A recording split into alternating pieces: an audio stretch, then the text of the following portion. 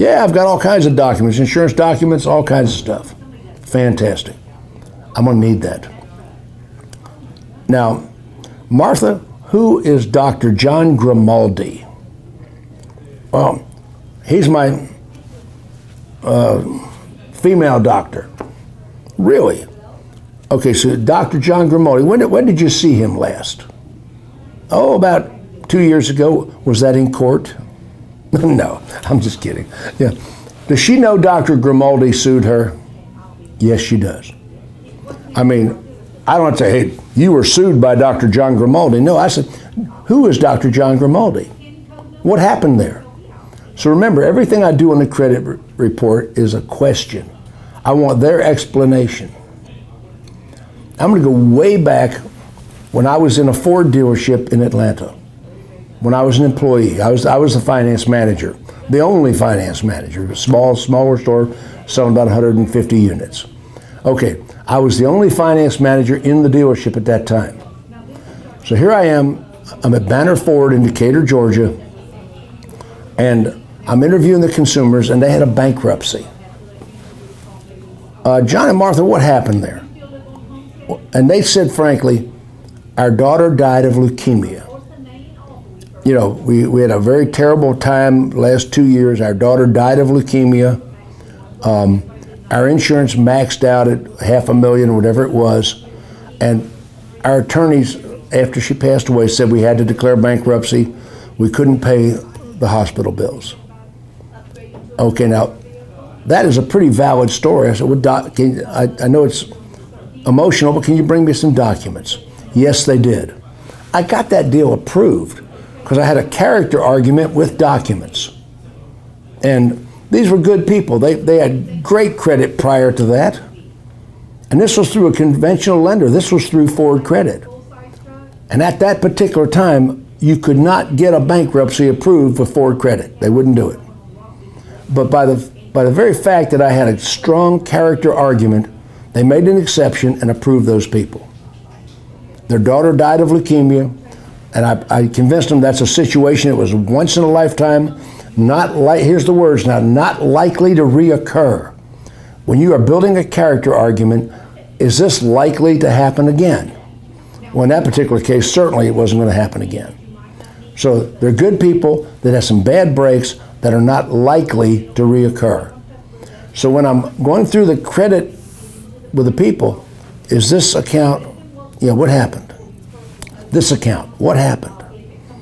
And I'm making notes right on their credit bureau.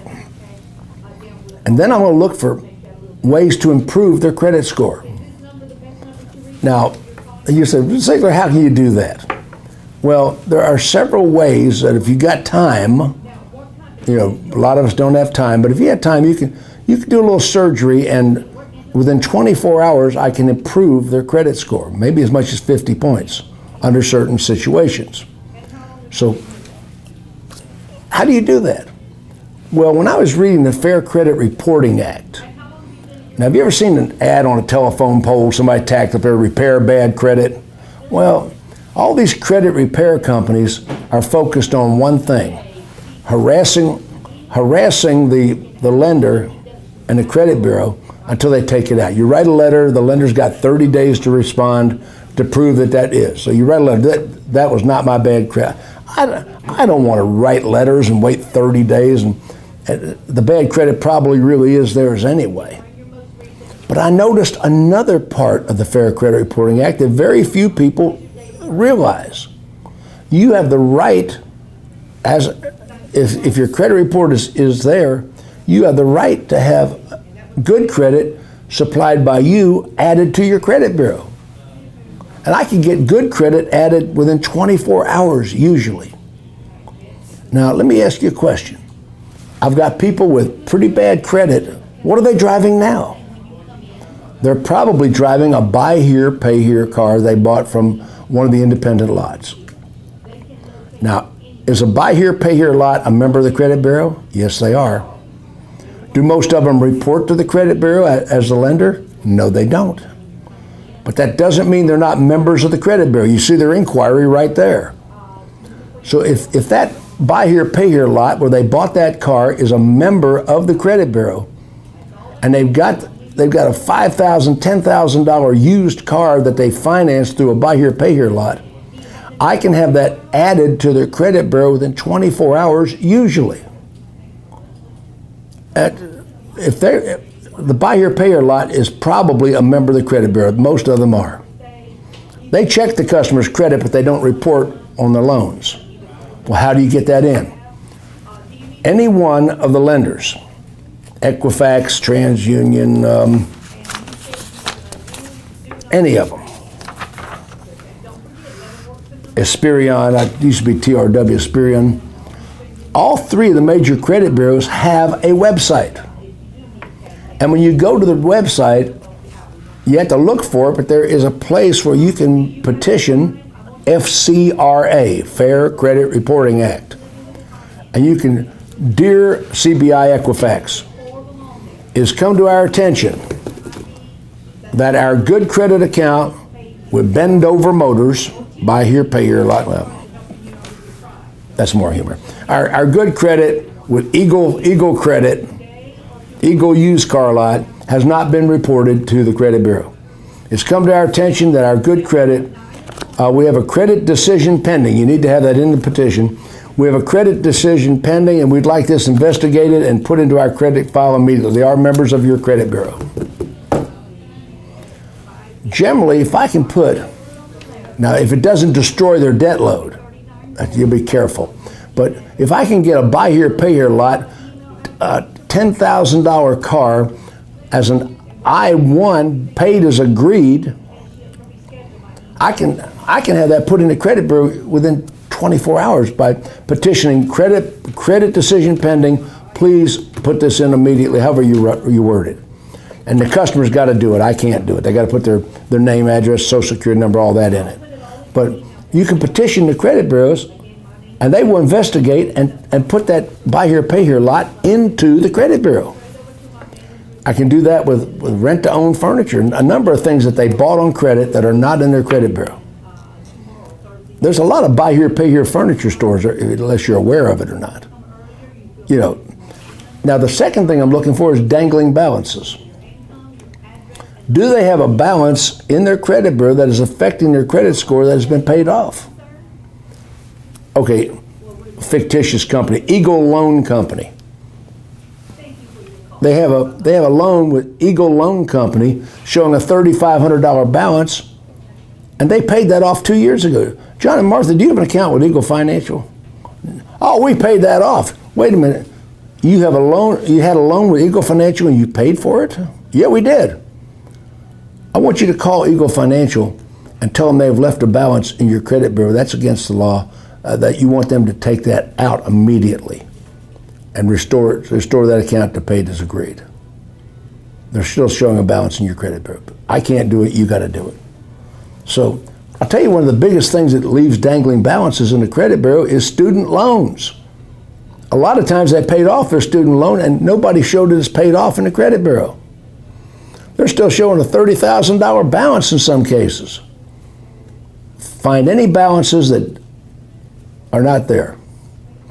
If they had a bankruptcy and that bankruptcy has been fully discharged, the credit bureau is not supposed to itemize the bankruptcy once it's been discharged.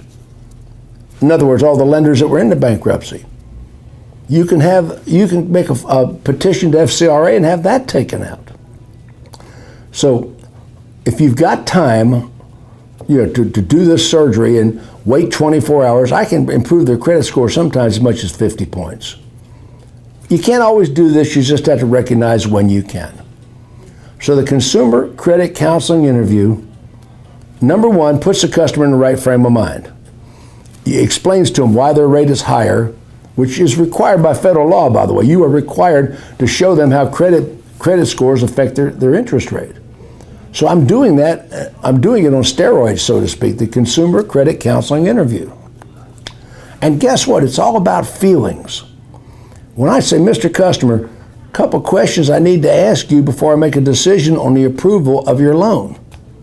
Now, I'm not the final decision maker. I'm tending to approve this loan, but I still have to review my approval with my associates at General Motors Financial.